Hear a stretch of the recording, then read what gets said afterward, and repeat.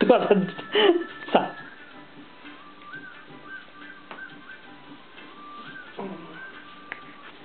प्रत्येक माणसाने खरे बोलायला असं माझं एक स्पष्ट मत आहे.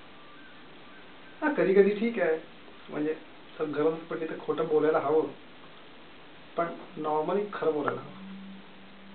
ऑफकोर्स तुम्ही केस कापा, केस मोठे असतात, काही असतात, नखं छोटी असतात, मोठी असतात, तर प्रत्येकानं खरं बोलायला हवं असं माझं एक स्पष्ट मत आहे. काही असो, भले तुमचं कपडे कशाही असो, काही असो, पण प्रत्येकानं खरं बोलायला हवं. गांधीजींनी एक जगाला खूप मोठी शिकवण दिलेली आहे, सत्य आणि अहिंसा. इंग्लिशमध्ये आपण त्याला म्हणतो युनिटी अँड डिसिप्लिन. चुकीचं बोलून घ्या ते, नॉन व्हायलन्स अँड ट्रूथ, सत्य आणि अहिंसा. तर प्रत्येकाने खरं बोलायला हवं.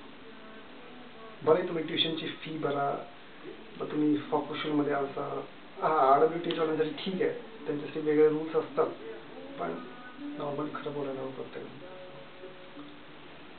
मला माहिती आहे गांधीजींना चार चार चार चार मुलं होते, रोहिदास, नागनाथ, हरिदास आणि चौथ्याचं नाव माहित नाही मला.